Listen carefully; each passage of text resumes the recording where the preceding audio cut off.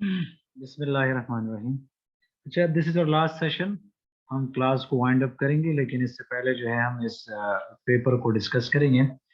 मैंने आप लोगों को टाइम दिया था कि इस पेपर को थोड़ा सा देख लें कि जो अभी जो इस कोविड 19 में जो फूड सप्लाई चेन का नेटवर्क था वो कैसे मतलब इफेक्ट हुआ था, और उसके लिए कौन सी ऐसे टेक्निक्स इस्तेमाल किए थे जिससे फूड में वायरस मतलब वो ना जाए, और वो जो है सही तरीके से कंज्यूमर को मिल जाए और वो मतलब उसको खा सकता है, उससे वो कोई मसला ना हो।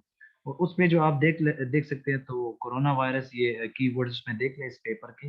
ये समरी है इसकी कि जो नोवाल कोरोना वायरस, इससे जो मेडिकल इंटरवेंशन जो अभी तक मतलब उसको काबू में नहीं पाए, और उसमें जो फूड प्रोसेसिंग इंडस्ट्री का है मतलब नुकसान भी हुआ है। लेकिन उससे क्या हुआ है कि ये जो पैकेजिंग थी या आपके कंटेनर थे वो रोक दिए गए थे, इसी वजह से कि उसमें कोई वो वायरस दूसरे सिटी में या दूसरे ममालिक में ना जाए। तो उसमें ये हुआ था कि टेक्नोलॉजी की क्या अहमियत थी उसमें, इंटेलिजेंट टेक्नोलॉजी कौन सी इस्तेमाल हुई थी उसमें, स्मार्ट मॉनिटरिंग कौन सी इस्तेमाल हुई, स्मार्ट डिटेक्शन डिटेक्शन कौन से टूल इस्तेमाल हुए थे। तो इसको थोड़ा सा अब हम देखते हैं आगे।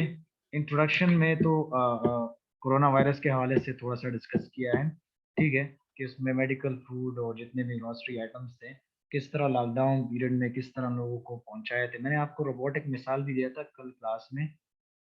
रोबोट मतलब वो मरीज के लिए जो थे रोबोट में वो खाना ले जाते थे। तो ये आप देख सकते हैं कि सप्लाई चेन के लिए उन लोगों ने या लॉजिस्टिक के लिए उन लोगों ने कौन कौन सी चीज़ों का इस्तेमाल किया। तो ये क्या है कि आप इसी चीज को हम एज अ मॉडल ले लेंगे, मतलब आप मेडिकल को, फूड को, ग्रोसरीज को किस तरह लोगों को तक पहुंचाते थे। तो ये सप्लाई चेन, जो फूड सप्लाई चेन है, इसकी अहमियत हमारे लिए बहुत ज्यादा है।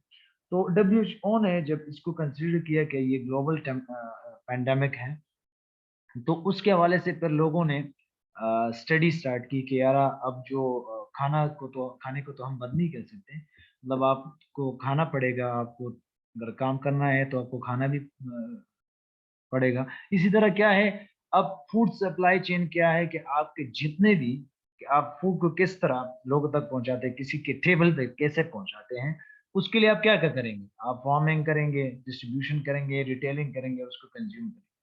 तो इससे सबसे ज्यादा जो इस्तेमाल होता है, जब आप कह सकते हैं कि एफएमसीजीज प्रोडक्ट, एफएमसीजीज प्रोडक्ट्स किसे कहते हैं, फास्ट मूविंग कंज्यूमर गुड्स, जो आपको नॉर्मली बिस्किट मिलते हैं, केक मिलता है, ये ब्रेड मिलता है, ये सारे क्या जो है, इसको हम मार्केटिंग के पॉइंट ऑफ व्यू से एफएमसीजीज कहते हैं। एफएमसीजीज क्या कहलाता है, यहाँ पे पेपर में शायद मेंशन था, मैंने अभी देख लिया था। अच्छा, यहाँ पे ये है, फास्ट मूविंग कंज्यूमर गुड्स। और ये क्या है कि आप मतलब जो चीजें आप खाते हैं, मतलब आप बिस्किट खाते हैं, जो चीज आपको केक खाते हैं, तो ये सारे कहाँ किस चीज में इंक्लूड हो रहे हैं, ये फास्ट मूविंग कंज्यूमर गुड्स में। कि आप किस तरह अपने प्रोडक्ट्स को किस तरह ये जितने भी कंज्यूमर गुड्स है जो इसकी पैकेजिंग है उसमें कोई वायरस न जाए, तो इसी स्टडी को उन लोगों ने उठाया है। और उसमें ये देखा है कि इसमें कौन कौन सी चीजों को हम इस्तेमाल कर सकते हैं। अच्छा, यहाँ पे डॉक्टर्स तो सारे हैं, मुझे जितना अंदाजा है कि आप जो चीज मतलब ठंडे वाली चीज में वायरस का जिंदा होना मेरे ख्याल से ज्यादा होता है, मतलब आप उसमें ज्यादा होता है, ये ये वायरस जो है उसकी लाइफ ज्यादा होती है। तो मैं किसी डॉक्टर से पूछ लेता हूँ कि ये सही है या गलत है। मैंने जो अभी तक पढ़ा है कि जो ठंडी चीज होती है उसमें वायरस का जिंदा होना ज्यादा होता है। जी, कोई डॉक्टर साहब बता सकता है कि ये सही है या गलत है, जो ठंडी चीज होती है मतलब खाने वाली हो या जो भी हो, उसमें वायरस का जिंदा होना ज्यादा होता है, ये सच है या गलत है, ये आप मुझे बता सकते हैं, कोई एक जी।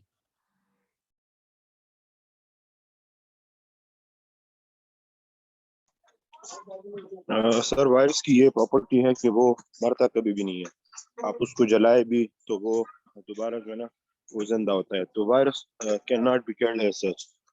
ठीक है, लेकिन मैं अभी तक जो स्टडी पढ़ी है कि फ्रोजन फूड में या आपके जितने भी फ्रोजन एलिमेंट्स हैं जो भी हैं, उसमें जो है वायरस का जिंदा होना या वायरस का वहां पर मतलब होना, ज्यादा होता है इन कंपैरिजन टू अदर्स। अभी तक जो मैंने खुद पढ़ा है उसमें ये है। इस पेपर्स में भी हमने शायद यहाँ पे डिस्कशन किया है, मैंने रात को पढ़ लिया था और उसमें भी डिस्कशन हुआ है, लेकिन मैं आप लोगों से पूछ रहा था कि ये गलत है ये सही है, ठीक है। अब थोड़ा सा अब पेंडेमिक का किस चीज पे, फूड सप्लाई चेन पे, उस पे डिस्टर्बेंस पे कितना इम्पैक्ट रहा है और किस तरह इस नेटवर्क को मतलब डिस्टर्ब किया। और इसी तरह अगर आप पेंडेमिक को ट्रांसपोर्टेशन के लिहाज से देखिए तो जितने भी आपके सी फ्लाइट, रेल ट्रांसपोर्ट और मेरीन जो भी थे, वो मेरे ख्याल से तकरीबन 6-7 महीने वो बंद थे।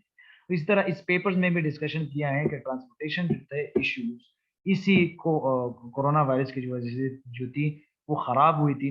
तो इसमें आप देख सकते हैं। अब आगे थोड़ा सा मैं आपको फूड सप्लाई चेन के हवाले से, मैंने ये डायग्राम इस पेपर्स में है, बड़ा अच्छा हम लोगों ने डिस्कस किया है कि जब आप फार्मिंग करते हैं, फिर प्रोसेसिंग करते हैं, डिस्ट्रीब्यूशन करते हैं, रिटेलिंग और कंज्यूमर, इसी तरह जब आप प्रोडक्शन करते हैं तो प्रोडक्शन से प्रोसेसिंग, फिर डिस्ट्रीब्यूशन, फिर रिटेलिंग और कस्टमर तक ले जाना। तो ये फूड सप्लाई चेन, अगर आप एफएमसीजीज को उठा लें, खाने वाली चीजों को, तो उसके लिए आपको ट्रांसपोर्ट की भी जरूरत पड़ेगी, लेबर की जरूरत भी पड़ेगी, इनपुट की जरूरत। इनपुट से क्या मुराद है कि चीज को जब आप सिस्टम में डालते हैं तो इनपुट, उसके लिए रॉ मटेरियल कहाँ से देखेंगे। तो ये सारा के सारा फूड सप्लाई चेन, उसमें एफएमसीजीज बनाने के लिए आपकी प्रोसेसिंग लगेगी। फिर जब आप उसको प्रोसेस करते हैं, प्रोडक्शन तो हो गया, अब उसको प्रोसेस करना है तो उसके लिए भी लेबर की जरूरत पड़ेगी, उसके लिए इनपुट की जरूरत पड़ेगी, फिर ट्रांसपोर्ट, और उसके बाद जब बन जाता है तो फिर डिस्ट्रीब्यूशन। डिस्ट्रीब्यूशन में आपके ट्रांसपोर्ट और लेबर दोबारा लगते हैं। मतलब डिस्ट्रीब्यूटर कौन होते हैं? यही हमारी तरह लोग होते हैं। उसके लिए फ्यूल का होना भी जरूरी है, फिर उसके लिए दोबारा ट्रांसपोर्ट का होना जरूरी है, और उसको फिर कस्टमर तक ले जाने के लिए भी ट्रांसपोर्ट की अहमियत है। जब आप रिटेलर तक ले जाते हो तकरीबन आपका फिर यहाँ पे ट्रांसपोर्ट रुक जाता है रिटेलर पे, फिर कस्टमर को वो प्रोडक्ट मिल जाता है, और कस्टमर के बाद फिर वो कंज्यूमर, मतलब रिटेलर भी आपका एक किस्म का कस्टमर है। और फिर उसके बाद जो है फिर आप उसको एक फाइनल एंड जो कंज्यूमर है वहां तक ले जाते हो। तो ये क्या है? ये आपका फूड सप्लाई चेन का जो है ये एक नेटवर्क है।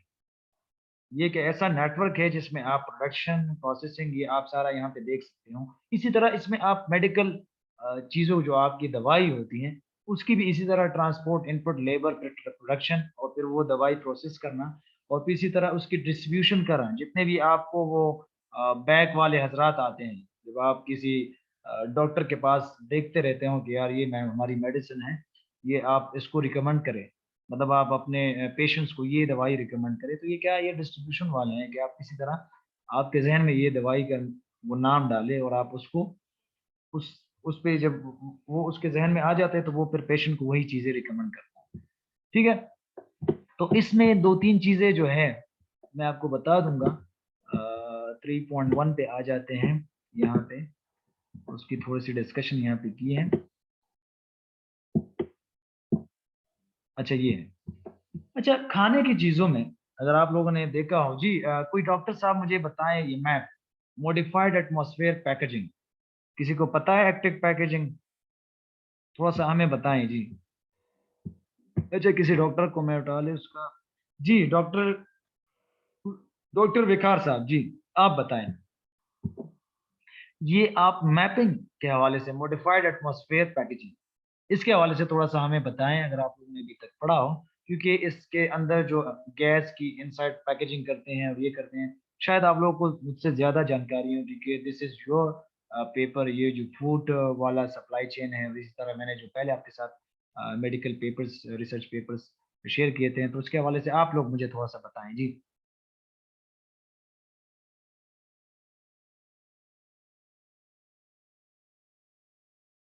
आई guess he is not here, let me just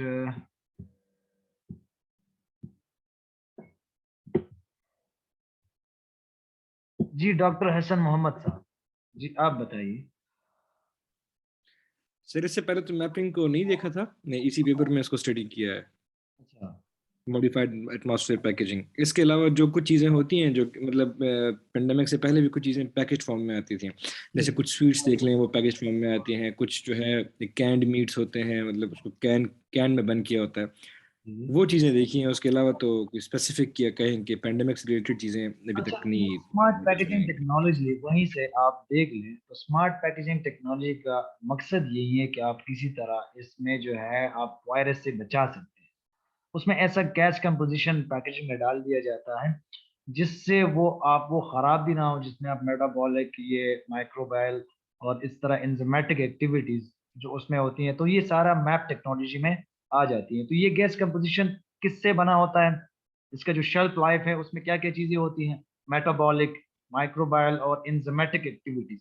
तो ये क्या है, इससे आपका एक अच्छा पैकेज बन जाता है, और ये आपके लिए क्या है, इसकी मतलब ड्यूरेशन को ज्यादा करता है। अगर इसमें आप पेरिशेबल आइटम, मतलब आप सब्जी वगैरह इस तरह की चीजों को भी डाल लेते हैं, तो आपका क्या होता है कि आप उसको इसके उम्र ज्यादा कर सकते हैं। मतलब ये जो आपके प्रोडक्ट्स हैं, जो आप सब्जी वगैरह है, फूड है, जिसको हम पेरिशेबल आइटम्स कहते हैं, मेरे ख्याल में पेरिशेबल है कि नॉन पेरिशेबल उसको कहते हैं।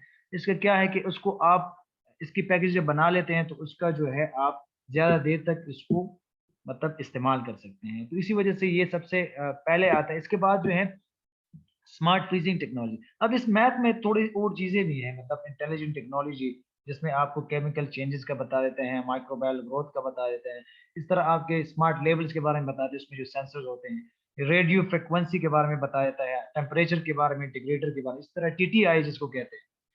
टीटीआई का क्या मतलब है, time temperature integrator, time temperature indicator. तो ये क्या है, ये आपका इसी टेक्नोलॉजी में आता है। मतलब आपका जितना भी स्मार्ट टेक्नोलॉजी बनेगा फूड के लिए, उतना ही अच्छा होगा। तो मैं आप डॉक्टर साहिबान को यही चीज रिकमेंड करूंगा कि इस पेपर्स को आप एज ए मॉडल उठा लें, और इन चीजों को आप रिकमेंड कर सकते हैं कि आप जितने भी हमारे एफएमसीजीज वाले हैं, उसको आप रिकमेंड कर सकते हैं कि यार इन चीजों का आप ख्याल रखें, इन चीजों को आप उठाएं और उसको आप इस्तेमाल करें।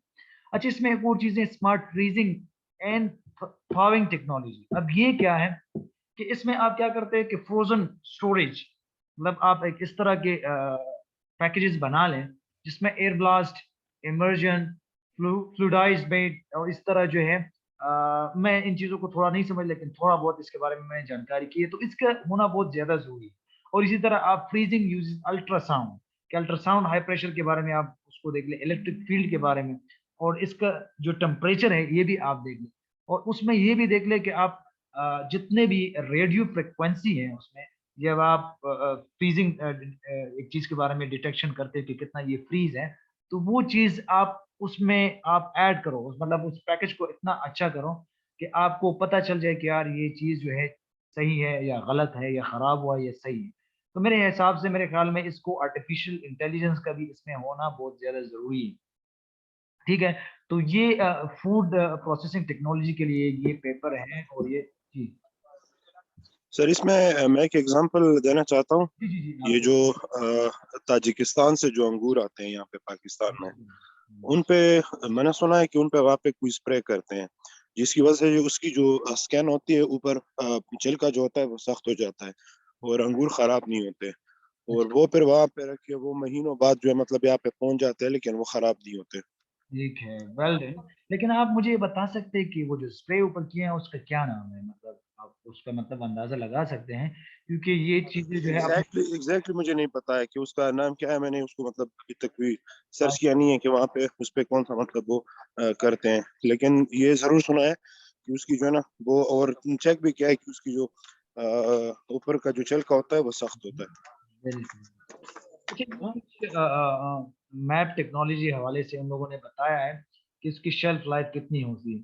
तो आप देख सकते हैं कि फूड प्रोडक्ट्स जितने भी हैं, आप देख सकते हैं स्लाइस्ड, कुक्ड आम, ये जितने भी आपके पास पैकेट, स्ट्रॉबेरी हैं, ब्लूबेरी हैं, जैक फ्रूट कट्स हैं, इस तरह ब्रोकोली हैं, इस तरह ग्रीन, और जितने भी आपके जितने आइटम्स हैं, इसमें तो खैर पोर्क का भी जिक्र किया गया है, लेकिन उसको हम खैर है वो देख सकते हैं कि इसका जितना आप इसकी जो टेम्परेचर कंपोजिशन है इस लिहाज से रखते हैं, तो उसका इतना ज्यादा वो नहीं बनेगा। ठीक है, तो मतलब इसको आप बचा सकते हैं। ठीक है, अब इसके बाद जो है स्मार्ट मॉनिटरिंग टेक्नोलॉजी की तरफ आते हैं, और आजकल इसका होना बहुत ज्यादा जरूरी है कि आप टेम्परेचर को देख लें, कार्बन डाइऑक्साइड, इस तरह इथिलाइन, और इस तरह इथाइलिन, और इस तरह जो है गैस कंपोजिशन के हवाले से आप देख लें, तो ये इसके लिए स्मार्ट टेक्नोलॉजी का होना बहुत जरूरी है।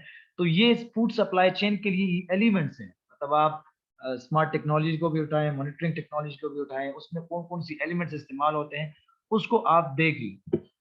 ठीक है, अच्छा, इसका जो है मैंने आप लोगों को लास्ट टाइम भी असाइनमेंट कर कहा था कि इसका एक असाइनमेंट बना लो, इसका जो है आप एक रिकमेंडेशन भी अपनी दे दे कि इसमें कौन कौन सी रिकमेंडेशन चाहिए अपने हिसाब से, और उसकी एक अच्छी सी समरी, एक तो ऑब्स्ट्रैक्ट है, ऑब्जेक्ट नहीं, इस इंडिविजुअल आइटम्स की जो है ना समरी मतलब निकालिए, जो मैं 3.1, 3.2, 3.3 जो मैंने डिस्कस किया और अभी 3.4 को डिस्कस करूँ, इसकी भी समरी निकालें कि इसमें क्या जिक्र हुआ है। ठीक है, अब इसमें जो है स्मार्ट डिटेक्शन में क्या करना है, आपने क्वालिटी को देखना है कि कैसे हम उसमें डेविएशन को हटा सकते हैं। कोई मसला आ जाता है तो उसके लिए हम करेक्टिव मेजर ले सकते हैं। ठीक है, डेविएशन मतलब कोई मतलब स्टैंडर्ड डेविएशन भी हो सकता है, कोई मसला वेरिएंस भी आ सकता है, तो उसके लिए हम ऐसे मीन्स या इस तरह के सेंसर हम वो इस्तेमाल कर सकते हैं जिससे वो हम एक स्मार्ट डिटेक्शन सिस्टम बना दें जिससे हमें पता चले। अब इसमें जो है आपका, जी डॉक्टर साहिबान आप में से कोई एक बताए, स्मार्ट ऑर्डर डिटेक्शन मतलब आपका जो इलेक्ट्रॉनिक नोज,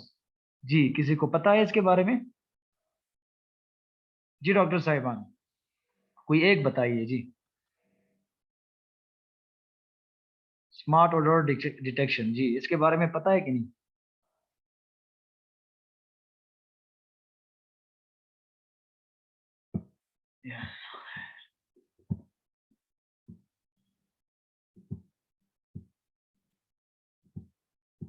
जी कोई और जो बता सकता है इस डिवाइस के बारे में?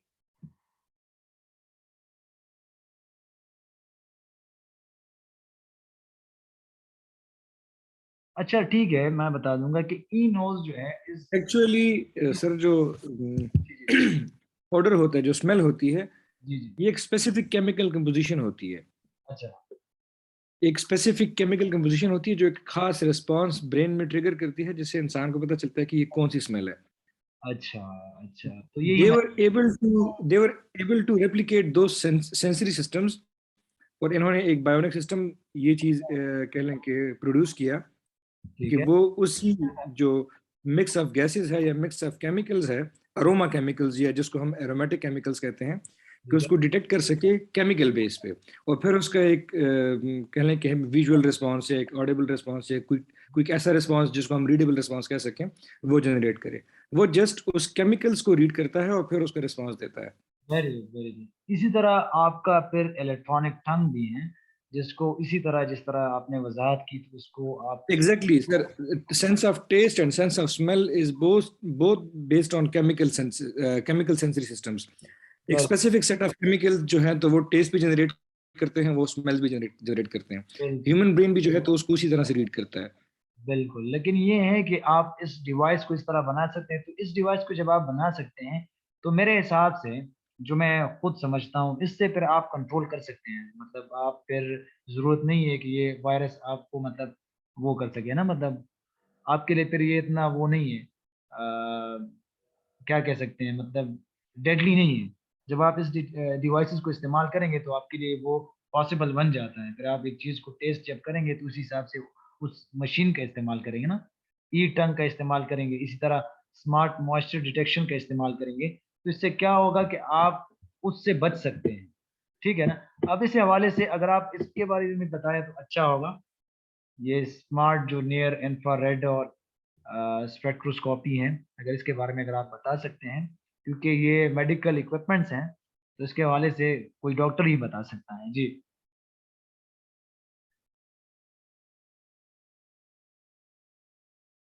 जी कोई और बता सकता है, क्योंकि ये पेपर जो आपको मैंने दिया था कि आप लोग भी थोड़ा सा पढ़ लें, मैंने जो जितना डिस्कशन कर लिया आप लोग भी थोड़ा सा पढ़ ले। जी डॉक्टर हसन साहब अगर आप कर सकते हैं, डॉक्टर विकास साहब भी अभी कितना डिस्कशन कर चुका है।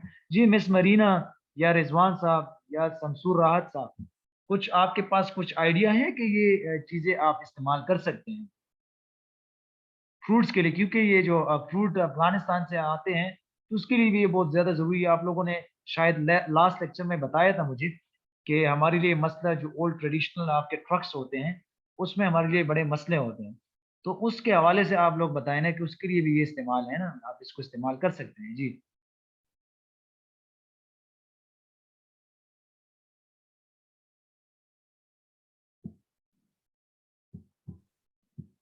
जी रिजवान साहब आप बता, सर सबसे पहले तो जी जी जी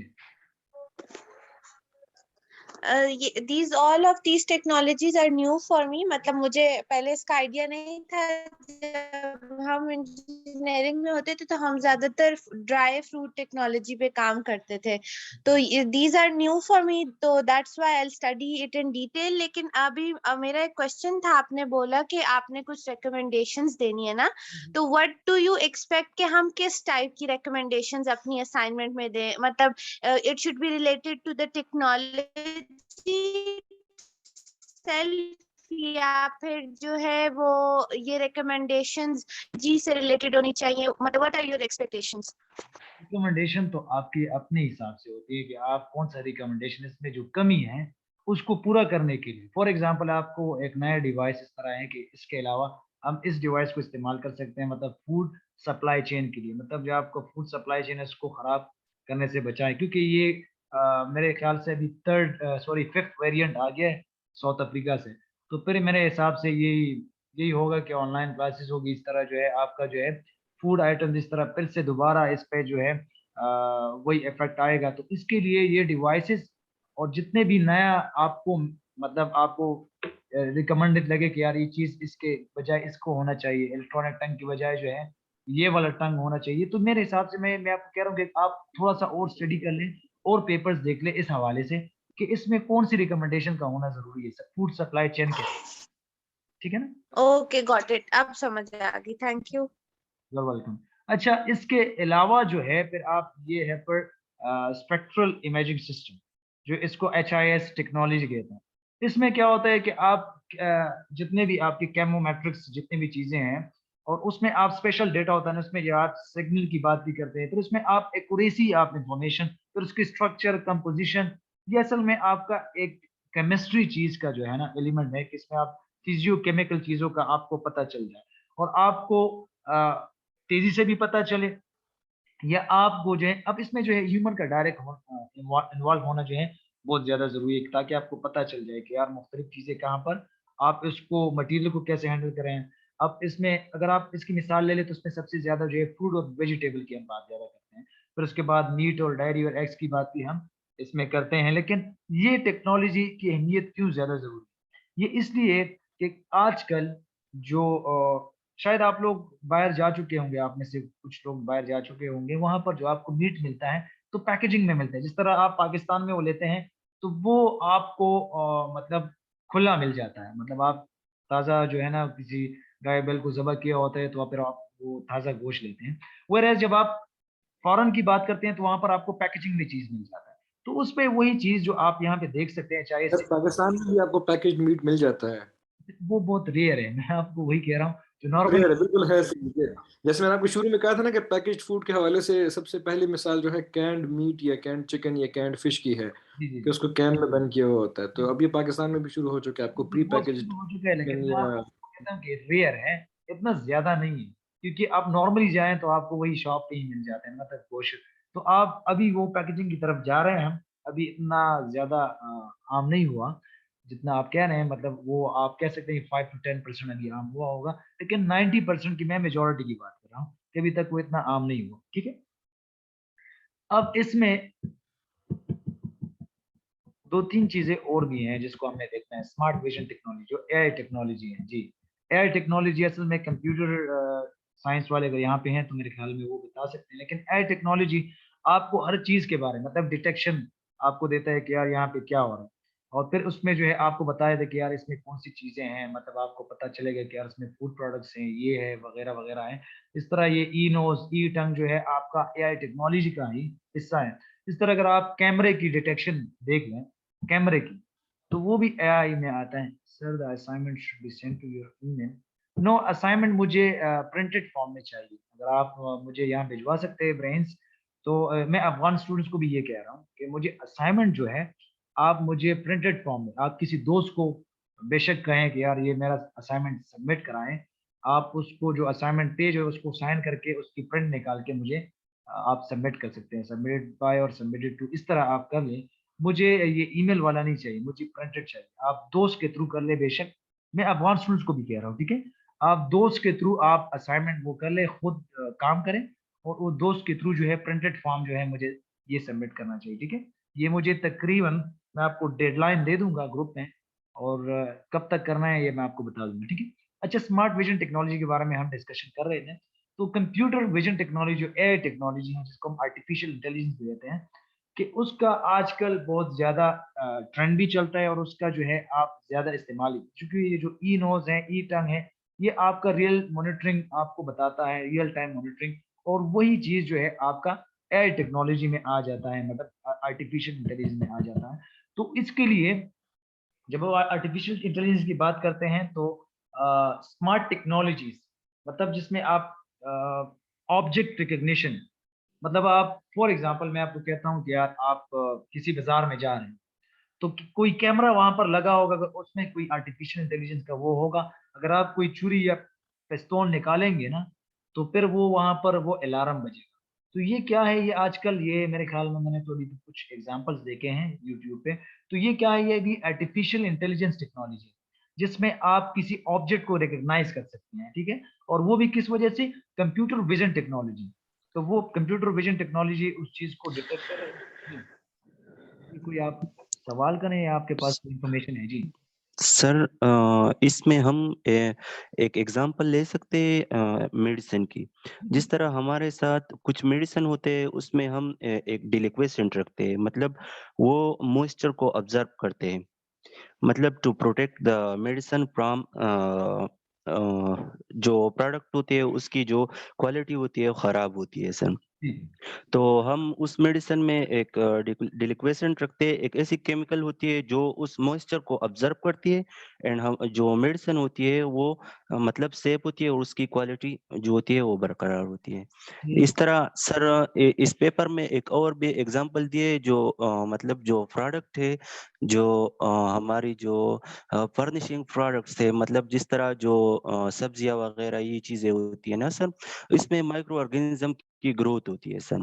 तो माइक्रो ऑर्गेनिज्म की जो ग्रोथ होती है वो असल में जो ये माइक्रो ऑर्गेनिज्म है जो इसमें एक कुवेट का एग्जांपल दिए है, वो जो होती है वो बिलो 70 पे जो होता है वो सर उसमें उस वो मतलब सस्टेन नहीं करता सर, और जब उससे आगे होता है सर तो वो सस्टेन करता है सर। तो इस तरह उसकी टेम्परेचर को मेंटेन करने के लिए इस तरह ये सारी जो मैकेनिज्म है बनाया गया है sir. Very good very good. अच्छा, इसको अपने साथ नोट भी किया करें, फिर अगर आप मॉडल बनाना चाहते हैं इस मेडिसिन के लिए, किसी चीज के लिए, तो ये फिर अपने पास रखें, फिर इसको आप इस्तेमाल कर सकते हैं, ठीक है ना। फाइनल में आप जब ओके प्रोजेक्ट सर। बनाएंगे ना, आप लोग एक एक प्रोजेक्ट बनाएंगे फाइनल में, तो आप क्या करेंगे, इसको जी अपने जी पास रखें, इसको नोट किया करें, ताकि फिर इसको आप इस्तेमाल ओके कर सकें, ठीक है।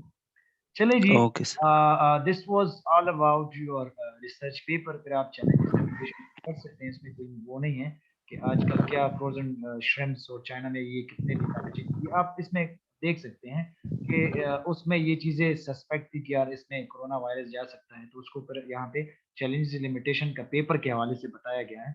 अच्छा, कोई क्वेश्चन और है इसके अलावा? जी, प्रीवियस लेक्चर के हवाले से अगर कोई क्वेश्चन है तो आप पूछ सकते हैं जी। السلام عليكم سر. वालेकुम अस्सलाम जी जी। سر دغه د اسایمنت په اړه باندې که تاسو څه معلومات مشترک کړي हाँ په دې خاطر assignment باندې چې زما نن اول کلاس و چې ما جوین کی हाँ تاسو ګوره دا په کار دا دی، دا پنځم لیکچر دی، زه خو لینک شیر کوم. نور لیکچرونه به ان شاء الله ریکارډ لیکچرونه به مشتاکب کوو ما ریکارډ کړي دي، بخښنه ټول سره. لیکچر ریکارډ شوي دي. زه به تاسو سره ریکارډ لیکچر ټول شیر کوم، څه مسله نشته دی ماته. او بل دا مې ویل چې عرض مې دا دی چې ما مخکې دلته څه ریسرچ پیپرز چې دي شیر کړي دي، او زه غواړم چې پای باندې تاسو کار وکړئ، ځکه چې هغه هم د هیلث حوالې سره ما څه جنرال پیپر هم شیر کړي دي. همداسې تاسو یو 3 افغان سټوډنټس ته ما یو اسایمنټ هم ورکړی، ما یو داسې اسایمنټ ورکړی چې من تاسو په کلاس کې دا پریزنټیشن وکړئ، او هغه چې دی تاسو به ماته د خپل ډرای فروټ او چې کوم فرش فروټ دی سپلای چین باره کې به ماته وایي. خو چونکې هغې بیا هغه ښونه ګڼم چې یاره زه به یې وکړم، نو زه تاسو ته هم وایم چې دې باندې کار وکړئ. زه به تاسو ته دا اسایمنټ هم درکړم، او مخکیني چې کوم دی زه به تاسو منشن کړم، او په دې ګروپ کې ما خپلې ټولې لیکچرې شیر کړي دي، چې کوم اس سی ایم باره کې چې کومې لیکچرې دي، اس سی ایم پارټ 1 2 3 4 دا 5th لیکچر ټولې ما شیر کړي دي. دا نور ملګري په کې دي ټولو سره ما شیر کړي، که تا ته بیا هم نه دي ملو شي زه بیا خیر دی لیکچر شیر. سر جی سر ایکسکیوز می سر جی ها سر جی ګروپ کې بالکل تاسو لیکچر ټول شیر کړی دي او ما اوس کوشش کوم چې دا یو ډاونلوډ کړم او متاسفانه التر ویلې شوی دی چې دا فایل has been deleted please request to the uploader to send it again همداسې یو هغه وکړي زه خیر دی چې دا بیا شیر کوم مسله نشته ماته صحیح ده اوس به دې ډیره مننه سر او صدقه بالکل نه سر. کوشش دا کوي چې دا لیکچر لږ وګورئ او یو پروډکټیو سیشن وي ځکه چې کلاس ته راځي یو پروډکټیو سیشن دی دا چې اوس ګوره چې تا نه تاسو کوم څوک مایک اف کی سودا وکي نو لکه دا یو قسم ته موږ د ام بي ای لپاره دا سٹارټ کړو چې تاسو یو پروډکټیو سیشن هر سړی پکې پارټیسپیشن وکړي هر سړی پکې د سوال جواب مال راکړي ټیک ده زه لکه تاسو د اټینډنس علم یو سکرین شاټ دینه مخکې 15 کسانو چې دا کم کس لاړو تاسو ویلې شئ ماته چې څوک ته لاړو سر جی زموږ بل کلاس شروع د نټول همغه ته لاړم څوک کم ملګری دی لږ ماته وایي چې بیا سکرین شاټ اخلم ماته دا ضروری دی کنه